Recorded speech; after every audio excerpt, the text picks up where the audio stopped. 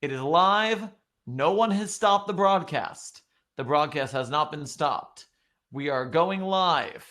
Everything is fine. Nothing is ruined. Everything is fine. Nothing is ruined. I'm going to YouTube. We're making sure that the YouTube signal is live as well. It says live. Yes. We've done it! We have done it! Whatever Lokesh fixed has done it. You did it. Yes.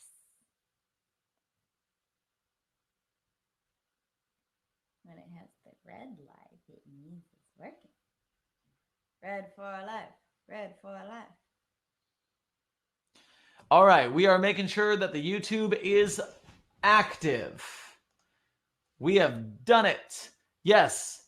Darkstuff, author of tonight's story, is now able to share this room to bring people to join us because we have the capability to stream to YouTube. We are pulling up the stream right now, which is currently live. We are going to set the information. Everyone will be able to find their way safely. We are digitizing to Foundation staff. Our broadcast parameters are live. We are opening up the YouTube chat. We are making sure that it doesn't echo on the stream. That's what happened. And so now we can see you. Lady Fairy J is here with us. Hey. We are totally live. And so now let me pull down the curtain to say, hey there, Foundation staff. Sherm here, and we are here to talk about an SCP Tale tonight. Before we get started, let me run down. We are going to read an SCP Tale. Let me introduce my guest, Katie. Katie is here to read this story with us tonight from the Site-42 couch. It's a great couch that I have in my site. Highly recommend. Highly recommend. Very soft. Good recliners. In the meantime, remember that if you want to join the YouTube chat, we are on YouTube paying attention. Hello, Fairy J and Insanity Major in the YouTube chat. Meanwhile, we also have the Get Vocal chat where you can come to talk in a much less crowded chat. It's more intimate, I guess. But also jump on the Get Vocal video chat so that you can conference with us while we read the story and discuss it afterwards. Make sure you support Site-42 on Patreon, and the link's provided if you want to do that. But I'm going to go back. Talking about Get Vocal, we have a special guest tonight. It is author Darkstuff, the author of tonight's story. Jump in the window. Hey, buddy. Oh, hey. And so Darkstuff is here with us tonight to read his story and to discuss it afterwards. Yeah. Anything? Say hello. Wow. Hello. I am Darkstuff. I am here. And so we are going to be reading we're going to be reading for the first time on Anomalous Broadcasts from Site-42 a tale. Thank you for suggesting a tale. I am so excited. I am excited to have suggested a tale. I know that we talked about this at the end of the last time that I was on. Either during stream or afterwards. I don't remember. But it is a common known fact that tales on the SCP Wiki need more love. I completely agree. And so tonight we are reading your tale, Elliot and Edna Had a Son Named Tim. And so I'm going to start the story. Katie's going to chime in. Well, after you chime in. And we will rotate this, and we will have a good tale. So let me pull it up on my phone reading device. I'll take part A. We will tag. It will be wonderful. Agreed. And so, the tale's title, one more time, to look in on your own browsers and catch up with us, is Elliot and Edna Had a Son Named Tim, which is at scpwiki.net/Elliot hyphen the word and hyphen Edna. Elliot and Edna. Chapter 1. The mild rays of falling summer sun slid through the leaves and branches above, speckling the clear, snaking creek with an arrangement of glowing dots, blobs, and lines that moved in tandem with the wind coming inland from the far-off sea. Years of cutting finances on public transport in New York had ironically prepared my heart for the long wooded walks I would so often find myself on. It was strange to think that I struggled less than him. Somewhere nearby, the low hoot of an owl crawled through the brush. I recognized and identified the call just an instant after I had heard it. I was picking up an unusual assortment of wildlife knowledge through osmosis. I was still more comfortable in my office, but just by virtue of my job, I had begun to collect a trove of ecology somewhere within the deepest recesses of my brain. Before it even crossed my conscious mind, I turned around to check if I was being followed by a northern spotted owl, as they were known to be accustomed to humans. Angry conservationists would use the buzzword domesticated, even. Young curious owls were known to occasionally follow hikers. The bridge over the creek had been in view for a while already, but it was only now that I was about to step onto it that I hesitated. I reached into my satchel and pulled out my tablet, opening the email my brother had sent me. I tapped on the attachment and held the screen up so I could have it and the bridge in view at the same time. Yeah, this was the place. I deviated from the trail to find an even patch of dirt or a rock that I could sit on for the coming hours. A sting in my eyes reminded me that I hadn't slept well. I'd never been great at taking care of myself, but I knew that this was pushing a line that I hadn't before. It was already getting to be late afternoon, and I didn't expect to go home that night. I had prepared with bug repellent, a sandwich, and an extra layer tied around my waist, in case the night got colder than I expected. Once I had found an adequate sitting spot, I closed my eyes and just listened.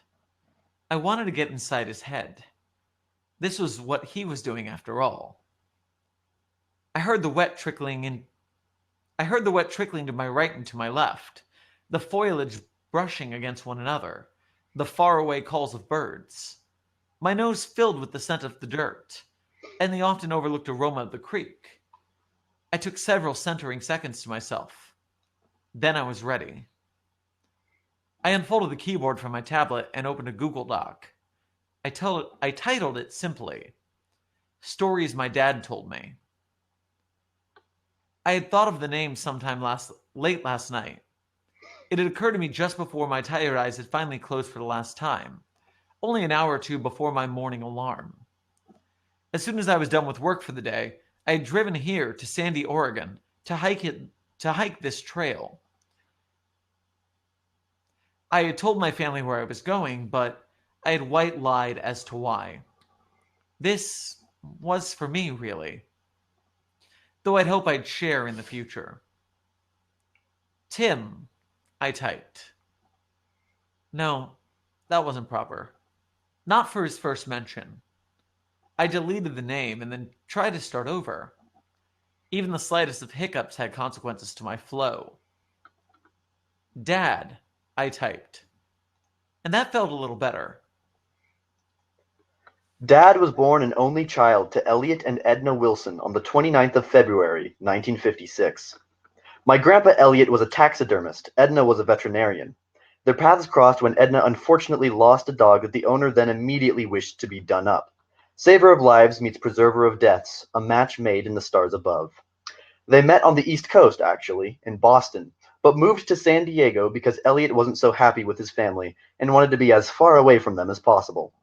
Besides, they'd always wanted to go over to the ever-fabled Southern California.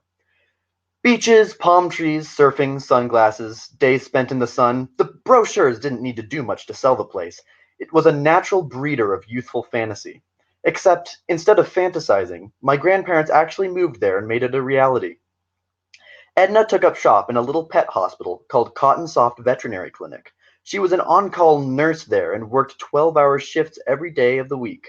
Her reputation preceded her. Cotton Soft Veterinary Clinics were a chain, which meant that the manager of any one establishment wasn't really a hard-set role. Grandma Edna was offered the position several times, but she never took up the offer. She figured her job was stressful enough as is, and didn't want the extra burden of an even more important and involved occupation. Grandpa Elliot, on the other hand, ran a business he created himself wholesale. It was simply and aptly named Wilson Taxidermy, and sat strangely prominent in the middle of an otherwise average shopping mall. Grandpa Elliot made good business turning people's beloved deceased into stuffies that they could cherish forever, or put up on little pedestals like macabre trophies.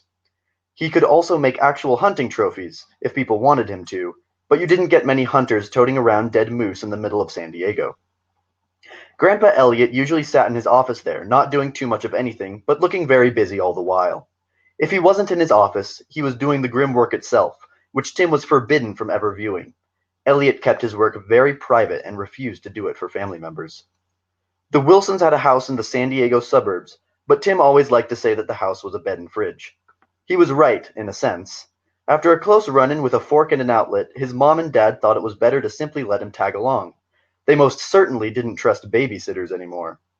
Since Grandpa's job was less hectic and his workspace more customizable, it was his building after all, Tim grew up primarily at Wilson Taxidermy. His room was Elliot's office, his stomping grounds the lobby. He had a crib there, and then he had toys there, and most always he had books there. His real babysitter was the receptionist, this old man that worked for Elliot for as long as Tim was in San Diego. The man's name was Hank, and you could tell from his voice that he hailed from somewhere up north. He called soda pop, followed hockey religiously, and taught Tim to love snow. While Elliot was in the back carving up some poor terrier or whatever the animal was on that day, Hank would make sure Tim was occupied.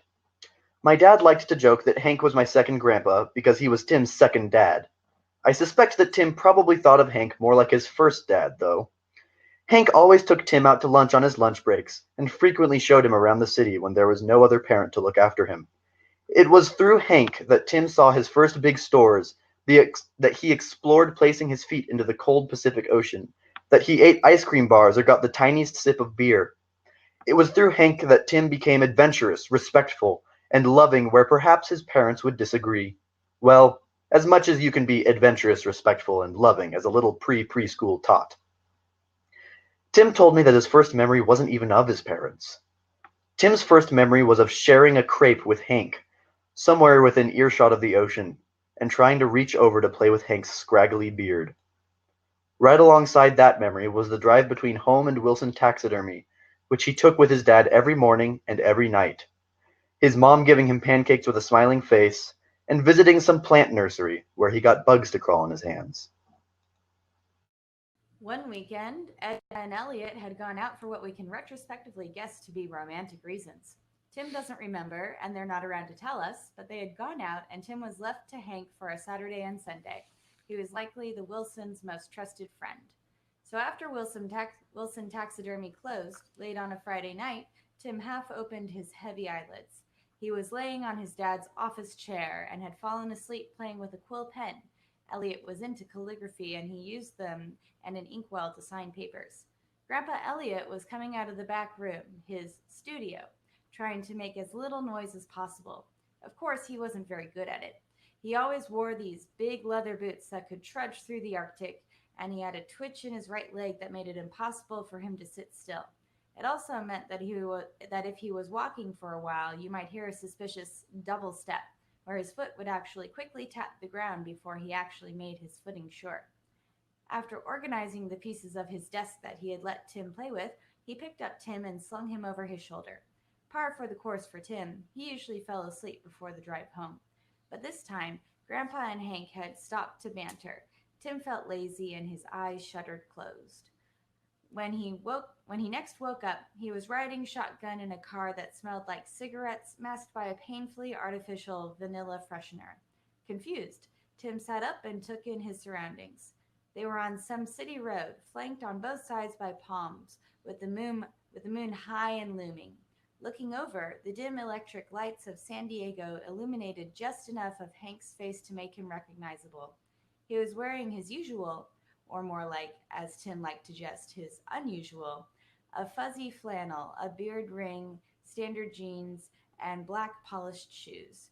The inside of his car was decorated with Michigan Wolverines merchandise, stickers, and memorabilia. He even had a Michigan Wolverines baseball cap on the dashboard that Tim had never seen him wear. His sleeves were rolled up. He looked like he never wore on the job. To to show 3 golden bracelets on his right arm, each with a small symbol patterned across: a heart, a snake, and a snowflake. Tim could handle the smell. It was a Hank smell, so it was a good smell. Tim drifted back to sleep. My heart. No. Tim found himself in an apartment. He woke to morning light, peeking through the blinds, laying on an unfamiliar futon. He was covered by a scratchy wool blanket and propped up by stiff red pillows. Immediately in view were a coat rack on which were a coat and a sweatband.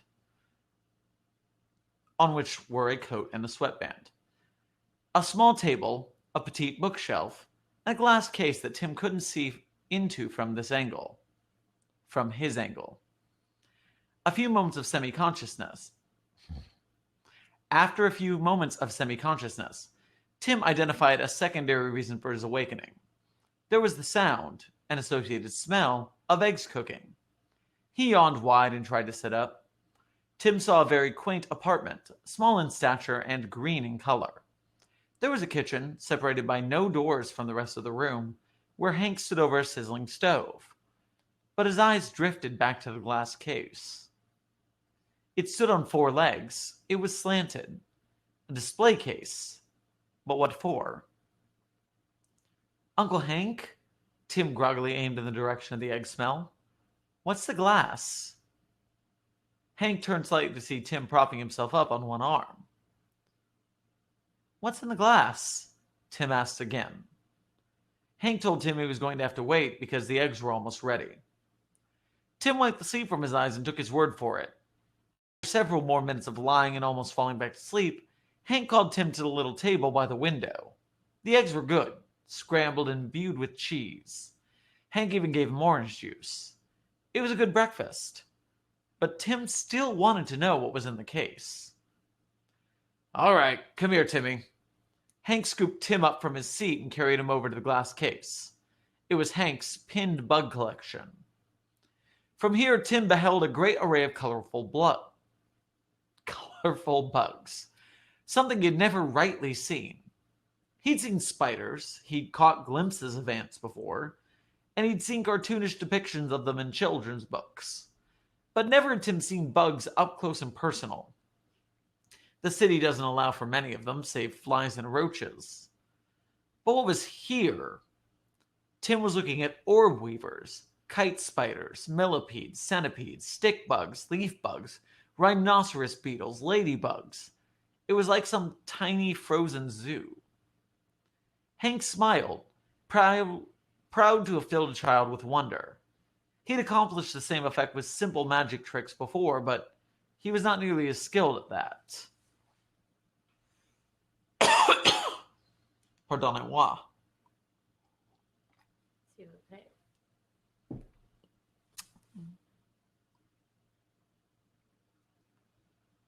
was I? Pinning bugs was a passionate hobby, and it's suspected he didn't have many people to show it off to. Tim pointed at bugs. Hank identified bugs. Hank had a whole section on beetles, a whole section on spiders, and each of those was organized by regions of the world. It was less expansive than Hank would have liked, of course, but it was a good size.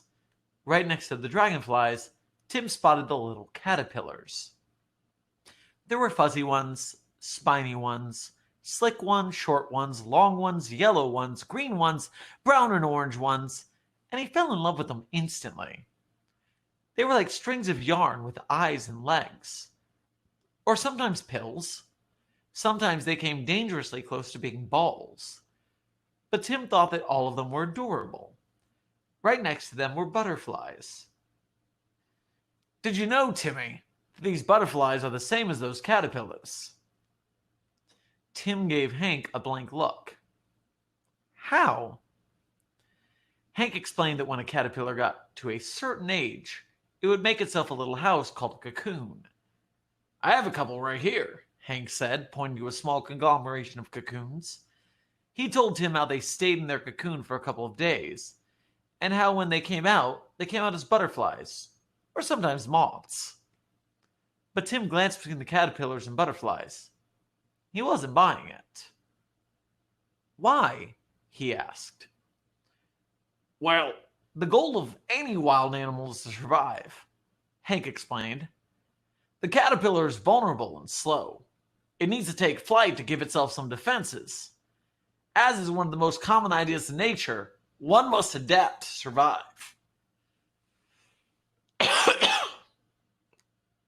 One more. One must adapt to survive. No animal shows this as clearly as caterpillars do. Tim was frowning. Hank asked what was wrong, and Tim insisted that the caterpillars were perfect. Hank chuckled. He tried to explain that if the caterpillar did not adapt, did not turn into a butterfly, it would certainly die and never reproduce. They won't die, Tim insisted, ever confident in the caterpillar's abilities. Hank explained at length why the caterpillars did what they did. He explained the beauty and grace of moths. He showed Tim all their intricate winged patterns.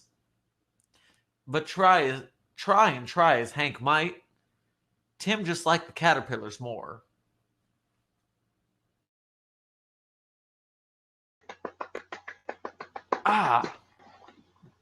Man.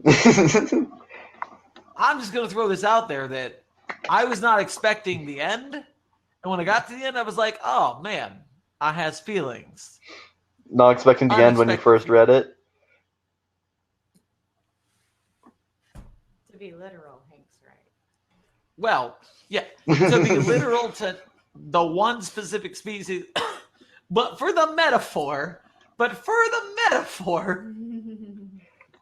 I really, really enjoyed writing this chapter 1 of this series.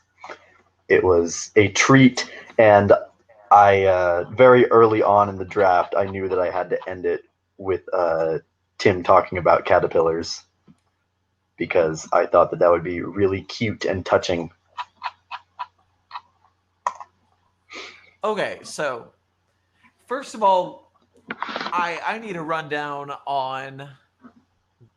Actually, I'm going to skip the first one. I just need to know about this because Wilson's Wildlife Solutions has a lot of characters I don't know about. This is true. So, what are you asking me exactly? So I'm going to go back to square one. Tell me what you know about this canon, because I know I've read 2 or 3 Wilson stories, and one of them was one of the kids coming out, and I don't remember which one that was right now off the top of my head. I'm just back from vacation, so my brain's a bit blah. So, this story, I'll just go through a little preamble and then I'll address your question. This story is going to be about the Wilson family, pretty much, following a certain character, the character that it opens with, the one that's walking to the creek and then starts writing, and that is Faywin Wilson. And Faywin is the child of Tim that comes out in the tale that you read. Thank you. Was previously named, or born named Felix. Given name? I think it's called given name. Given name Felix. And then they came out and changed their name to Faye, or Faywin. And Faywin is the protagonist of this series, but it starts with her writing about her dad. So now you want to know more about Wilson's Wildlife Solutions, correct? Correct. And thank you for knowing exactly the tale I was trying to figure out which one I was talking to. At least the author, of course. Oh, I'm not the author of the tale where she comes out. No.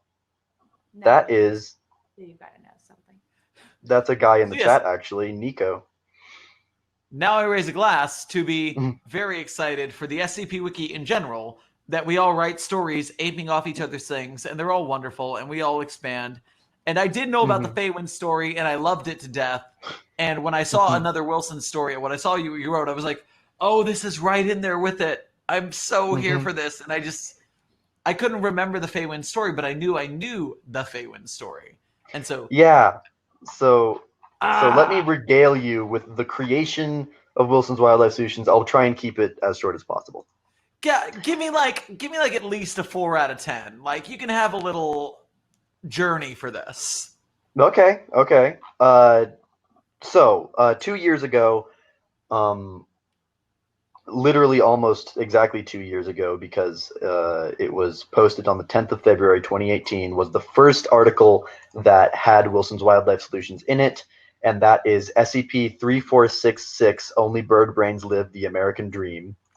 And it was about crows that ran a Burger King, which was originally, it came from Draft Swap, which is an event that happens on the site that's almost exactly what it sounds like. People join and they give other people their unfinished drafts that they think they're never going to finish, and then other people finish them. Well, the crows running a Burger King was Rimple's draft, who was also the host of the event. And he had Wilson's Wildlife Solutions as a throwaway mention. They were just supposed to be like a local wildlife service for wherever it was set. And I turned them into a much bigger component of the story. And people liked them. And it grew from there. I actually am not the biggest contributor to Wilson's Wildlife Solutions by article count, if I remember correctly. Because, one second as I pull up the hub. Because I wrote that and I had no plans on writing any more of them.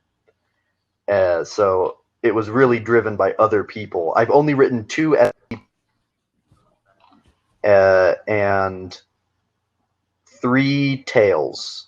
This is the 3rd of said tales also. So, and the hub, of course.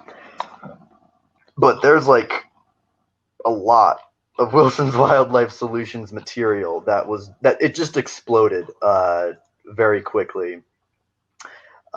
Yes, and 1 GOI format with Ellie. Thank you for reminding me of that in the chat. One of the tales was also with Ellie, by the way. So, things that happened. First of all, my second SCP established the Wilson after which Wilson's Wildlife Solutions is named. SCP-3465, Better Safe Than Sorry, has a part that is Tim Wilson himself, who is the founder of Wilson's Wildlife Solutions in universe. They are set in Boring, Oregon, which is at the center of a nexus, which is like an area with high anomalous activity. And so the SCP Foundation deals with nexuses a bit differently because they can't evacuate everyone from a nexus. So the people who are there are allowed to, interact with the anomalousness of the nexus. So he made Wilson's Wildlife Solutions, and the SCP Foundation basically ignored the organization until the Ursus Maritimus incident in 2008 in universe, at which point the Foundation felt the need to step in, and they created a supervisor and supervised situation where the Foundation basically overlooks Wilson's Wildlife Solutions operations while allowing them some freedom in what they do and how they operate. So that is the story of the GOI, the group of interest itself, both out of universe and in universe. And currently, I and Nico are writing this series exploring the characters that make up the group of interest.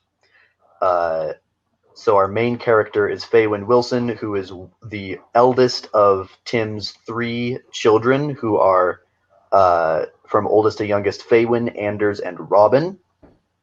Faywin comes from his first marriage with Audrey in San Diego, and then his other 2 sons, Anders and Robin, come from his second marriage in Boring, Oregon, which is where he founds Wilson's Wildlife Solutions.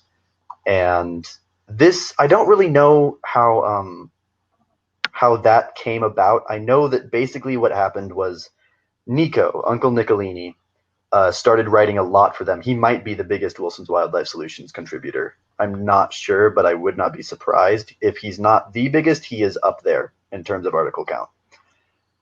And he and I have had a lot of brainstorming of the group, because he's written a lot for it, and when he writes for it, at least in the beginning, he consulted me, and so we collaborated on a lot of the lore.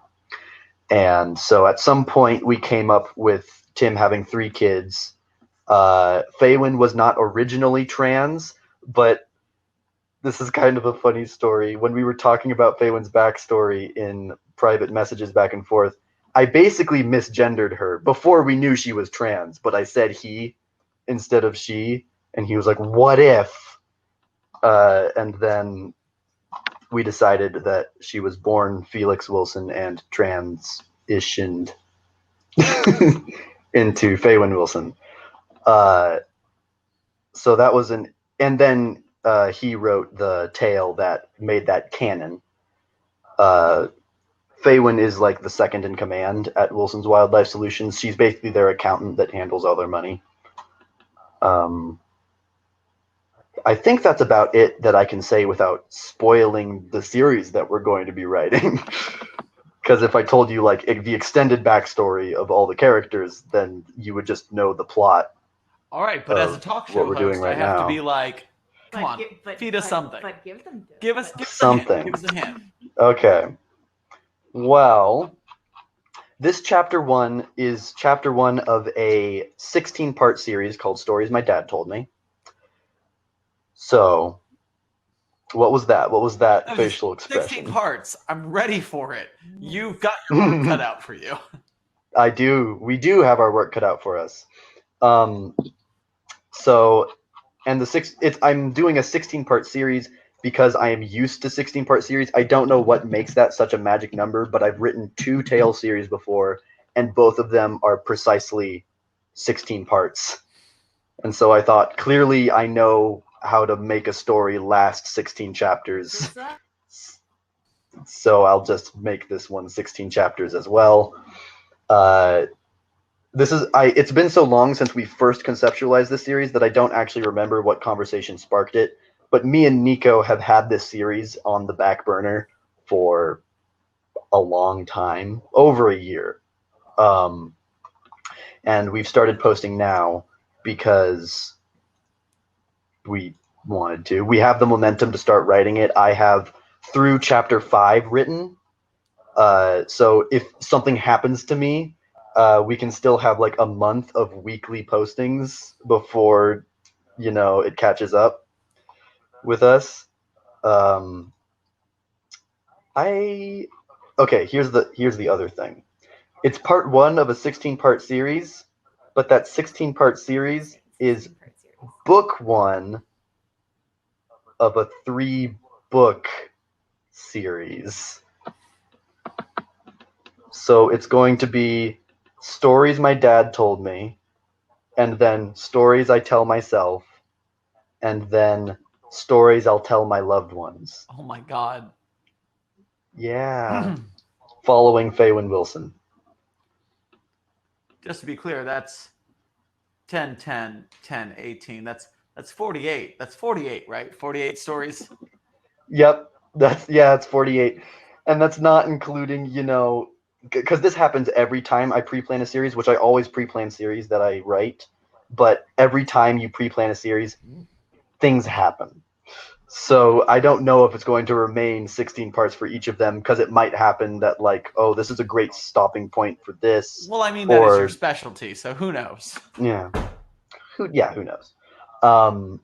There's also a 3-part mini-series that's going to be in the middle of it. So it's going to be Stories My Dad Told Me, and then part 1 of this parallel story. Stories I Tell Myself, part 2 of that story. And then, Stories I'll Tell My Loved Ones. And then the last chapter in the series is actually going to be the 3rd part to this parallel story. Which, if we've done our symbolism and metaphor correctly, will feel satisfying and won't feel like it's distracting from the main story. It'll weave. It'll fit. It'll hopefully, yeah. And if not, the beauty of the SCP Wiki is that you can go back and edit the previous stories to add some foreshadowing. Exactly. That's a wonderful component of the SCP Wiki. I've done that many times with my 2 Tale series that I've written. Just go back and edit things. It's like, you know what? This plot point could have used a little more foreshadowing. And now it has more foreshadowing for future readers. Oh man, I can't even the level of that, because I wrote one tale in the same story way that I write D&D stories for my group. Ooh. And it's like, okay, this happens and this happens and this happens. But Mm-hmm. if you can go back and add the foreshadowing, your story is so much better. Yep. Yeah, it's beautiful that way. And so if you can do that for a whole series, and if you can do that for 48 stories, 48 plus 3 in the middle, so 51. Done. Yeah, hopefully. Hopefully it's going to be the longest series on the site. Do you know what the current longest series is? I do not know by word count what the current longest series is. I know that my series, Vendafriend, is larger in word count, but not article count, to be specific, than the Cool War, which I thought was one of the longer tale series on the site. But I don't know. What I thought was like one of the longest tale series or something. Mm-hmm. It's definitely on the longer side, but there could totally be something longer on the site. Yeah, it's hard because there are like, you're right, word count is different than like separate pages. Mm-hmm. Yeah, and in terms of separate pages, the Cool War beats out Vendafriend. But yeah, my other two tale series have also ended up being around 60,000 words, which is roughly the length of like a short novel. I think it works out to be like 150 pages ish, and that's like, for a voracious reader, you can read that in one day. So hopefully this one's going to be longer. I've got a good question in YouTube that I'm kind of curious about. Mm-hmm. Insanity Major wanted to wonder if you have any advice for a person who is interested in starting their own group of interest. Because the amount of people we have who've done that is obviously limited. It is limited. It's okay. So here are some things that I see that I know that you shouldn't do. First among them being, people think that to get a group of interest started, you brainstorm the group individually first and then try and incorporate them in something, which is not the worst idea, but basically the way that almost all groups of interest have started has been writing an SCP. Let's admit it.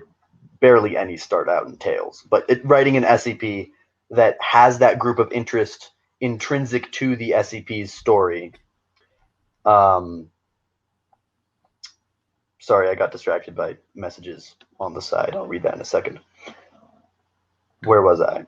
Write an SCP that has that group of interest be intrinsic to the feel and the story of the SCP. And then it's just if they catch on. And if they catch on is basically a combination of how well you wrote it and luck, if I'm being honest. Like, I was lucky to get Wilson's Wildlife Solutions popular because when I joined the site in 2012, which was too early to join the site. I wasn't the age recommended to join the site. But when I joined, yeah, don't tell anyone. When I joined, I didn't have the goal of becoming like a famous or well-known author. My goal was to add to the lore of the site. So basically get something tagged that lives without my input. And so every time that I wrote a story, almost every time I wrote a story, SCP or Tale or otherwise, and put it on the site, the idea was that there was a component of it that could take off and be written about. And Wilson's Wildlife Solutions was just the first one that worked. But SCP-3466 was like, it was not one of my first skips. It was later down the line. So it takes a lot of concerted effort, really. Yeah, because and then you just go until you strike gold. When it comes to like groups of interest, we have like what essentially feel like the classics, because there are so many that have been on the wiki for so long that Yeah. seems like they're enshrined in the history. And when I think of like Yeah. new groups, Wilson's is like a new group, and like Yeah. Dado is a new group. It was really cool feeling when I made Wilson's Wildlife Solutions. It was. What is Katie doing? Katie is a huge Dado stan. Oh, gotcha. Okay. Love him. Everybody's Well. favorite parapharmacologist. He makes the bad things. He do it for you pro bono. He got the Amazon Prime. Yeah, a lot of Bumper people on really it. love Dado. When I made Wilson's Wildlife Solutions, to my knowledge, it was basically like Gamers Against Weed and Wilson's Wildlife Solutions were the new GOIs, and it had been like a while since a new group of interest had taken off, and it felt really amazing, and I felt very honored to have people that liked it that much, which is one reason why I always mention that Rimple named them. Like, they wouldn't exist if it weren't for Rimple. So I would like to name him as a big helping hand and influence. All right, so this is a completely personal thing.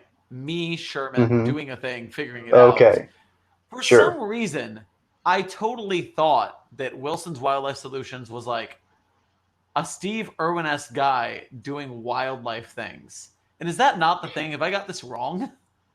So Tim Wilson is the runner of Wilson's Wildlife Solutions, and Wilson's Wildlife Solutions was originally called In Universe. It was Wilson's Wildlife Solutions in its first article, but in Universe it started as Wilson's Wildlife Shelter. It's a wildlife shelter. It became a bit more than that, which is why they changed it to Wilson's Wildlife Solutions, like they do pest control, and they're basically like a community center actually for their town. It's mentioned a couple times that they have the snowplows for the roads, and they do ecology work. So they check up on all like the rivers, monitor populations of local wildlife, etc., etc. Environmentalist vibe. And the reason why they are part of SCP, excuse me, is that their wildlife shelter is host to a lot of anomalous wildlife.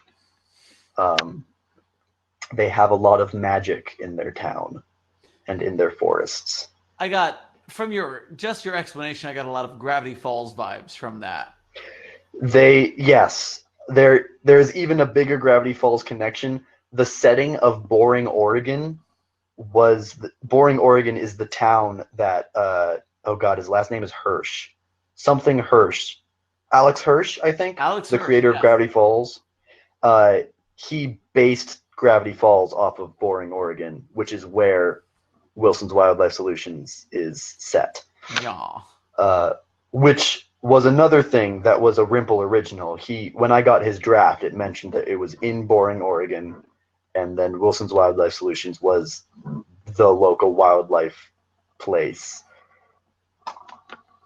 And then I took it from there and made it a thing, and then other people loved it and started writing about it, and now I'm writing a Tale series on it, and that's what happened.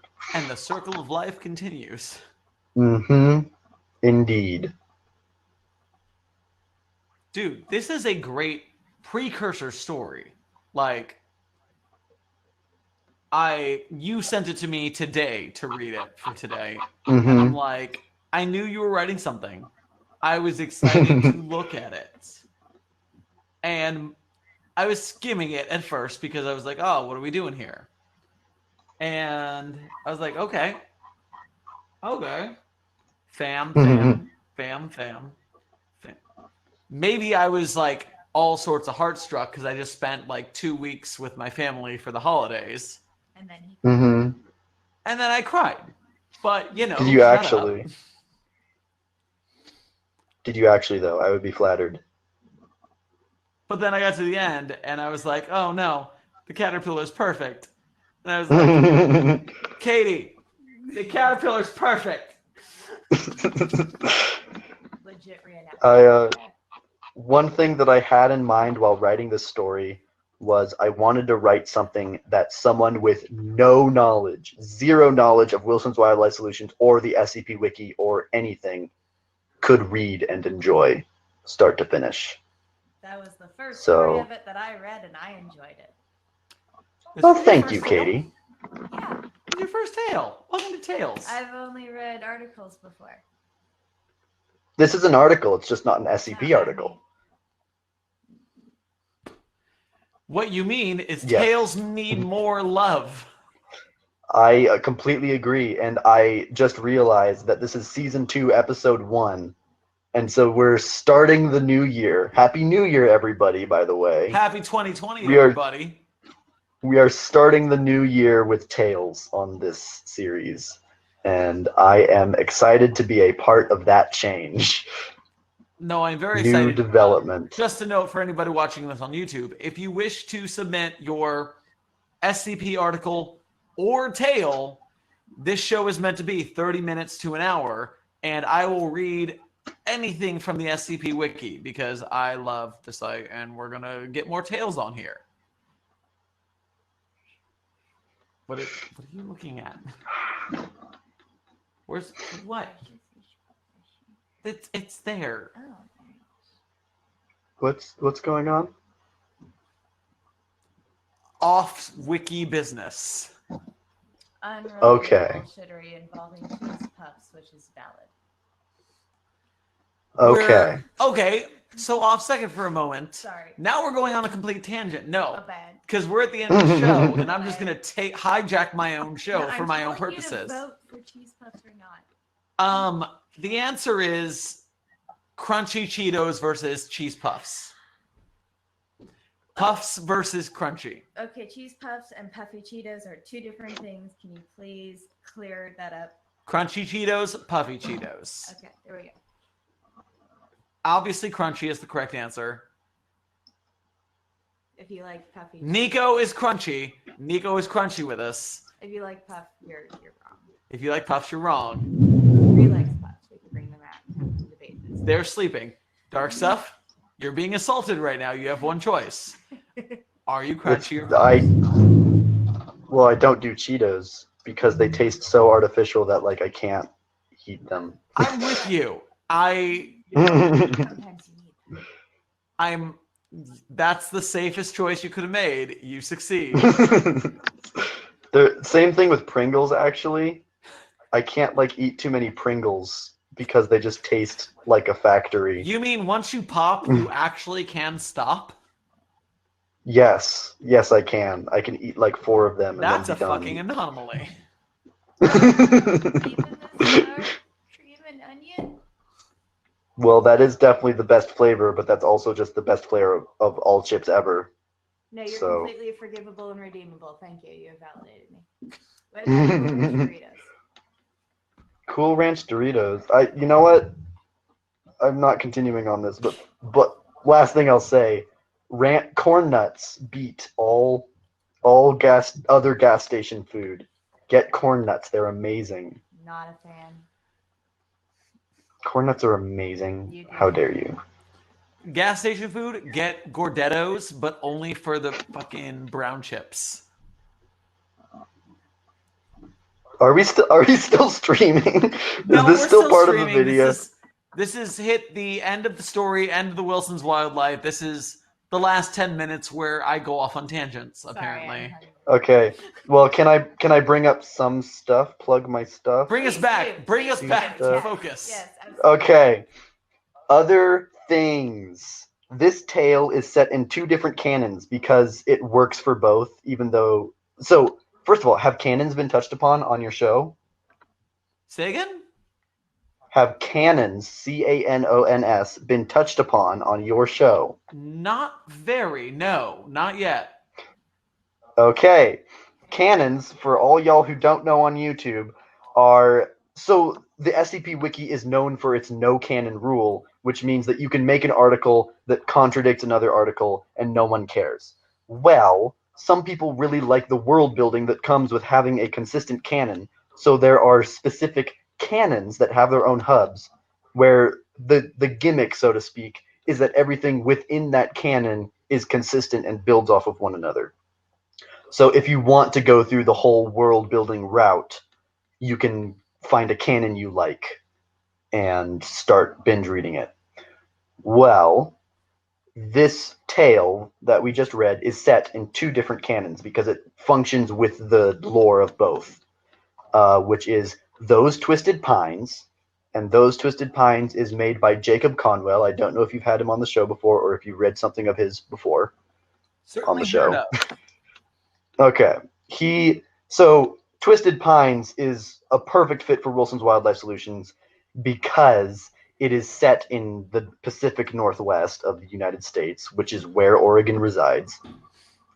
Wilson's Wildlife Solutions have appeared in that canon multiple times, pretty much only from my writing in that canon, but, you know, my writing and Ellie's writing. And that. So check out Those Twisted Pines. It's awesome.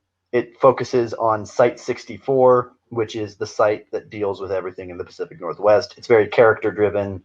It's neat. The other canon that this is set in is a canon called What a Wonderful World, which is a canon by yours truly. And What a Wonderful World is about, it's a little hard to describe, but it's about trying to make the world a better place. It's basically supposed to be a positive canon in a sense. Positive but realistic, oftentimes bittersweet. Listen to the song Do You Realize by the Flaming Lips, and that is the vibe I'm going for. It's like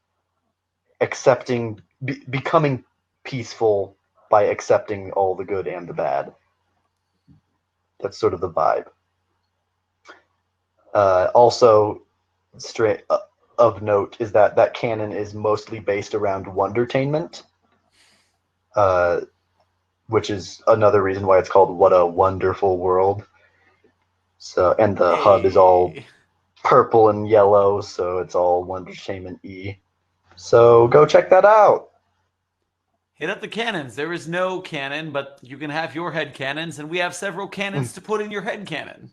There are cannons. Mm-hmm. On pirate ships. The one other thing I will say, I'll send this to you so you can like put it in the description, I guess. Are you okay putting things in the description that I'm plugging? Okay. Yeah, plug everything. Totally. Sure. I have started a Wattpad account because SCP has been the only site that I've ever written on ever. So all of my writing has been in the lore of the SCP wiki. And just recently, over December, I was like, you know what? I want to be able to write anything, but I still want it to be like public so I can share it with people. So I started a Wattpad account, and currently I am writing poetry. So congratulations. Thank you. Yeah, if that interests the SCP you, is a great situation, but it's also nice to get out and do your own thing once in a while. Yep. And eventually I'll be starting stories on there that are longer, but I want to finish up, my project on the SCP Wiki first, and this is a big project, so it'll probably be a while before I can commit myself to that. But, hello? Find your balance, and hey, Fairy's here. Hey, Fairy. Who's this? Lady, I see. I'm sorry. I'm playing with my Sakomaru plushie. I apologize. I was being silly with the camera. A one-winged angel approaches. Oh yes. Although, yeah, I guess that actually is relevant to fairies, angels. Anyway, moving on. Speaking of tangents, So, and I was listening earlier about the Tale of the 999 Tale is coming along nicely. Nice. We are working on his growth right now. I'm not letting anybody know exactly what his first development will be, but I think it'll probably be pretty painfully obvious. Yeah, he gets mean. It is coming nicely. I actually went back through and deep delved the article on him and the first tale that was written about him to get a little bit more inspiration and whatnot, because obviously, you know, since he's going to be going through changes, I needed to know what the changes could and or would be. So. I mean, I heard that we only hear about Jesus after age 33 because he was kind of a dick as a kid. So skip to the good parts, right? Yeah, exactly. And I was like, you know what? This is kind of cool because we, you know, why leave all this? Why leave all the fun parts out? Because this one's like the cutest, cuddliest thing in the world, and then it's gonna turn out to be the most unholy badass ever. So I'm just like, hey, I'm so cool with this. We can work with this. What happens when Jesus goes through puberty? Yep. So yeah, we've got the first stage of development down. God, as I was saying to the folks over on the YouTube chat, God's blessed my my voice recorder on my phone. Considering I was more than a little inebriated when I finished up this first little bits of a chapter on it, and I was trying to write in the dark with a headlamp because I'm a techie geek and I like to take things apart. So yeah, lights are my friend. And realized I couldn't read my own handwriting, so I went, wait a minute, I has a voice recorder. We can make this work. Art needs lubrication, so I hear. On occasion. And yes, trying to write half drunk and half asleep in the dark just was not working. So yeah, we rediscovered the voice recorder and made it our friend again. But at least let me lead to the last climax of tonight's episode. So Darkstuff, Wilson Wildlife Solutions. We got at least 47 episodes, chapters left in line. Mm-hmm. We have our spoilers, we have our head count, we have our cannons. Any last words you want to leave us on for tonight's episode? Sure. One In thing. other words, plug you for any more information about how much else is going to be coming out on this, because we're already in love with it. Thank you. One last thing. I was wondering if at some point you would like to... So these are going to be coming out every week, hopefully, until Stories My Dad Told Me is done, and then work on the next book in the series will begin, and there will be a big pause then.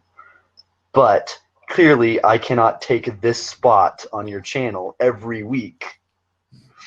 So I was wondering if you wanted to, like, do readings with me. Of just readings, no podcast else, just like voice talent readings of the series.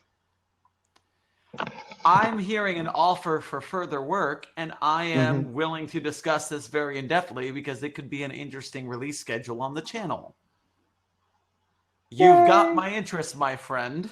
Yay! Yay! And so you heard it here first. Site-42, Wilson's Wildlife Solutions. We're gonna work out a deal here. We're gonna talk business. Business. Business. But in the meantime, we've reached the end of the stream, so I'm gonna ask you, Fairy J, will you say a goodnight to our audience? Lovely evening to all, and to all a wonderful, wonderful night. And I've got to get up early in the morning anyway, because kiddos start back to school. So go to bed. Thank you for joining us. Bye-bye. Darkstuff, you got a sign off for us? Just good night, and please read my shit. Good night, and please read Oh, shit. My friend just joined the stream. Oh, right at the last second. Oh, I'm sorry, Lugward.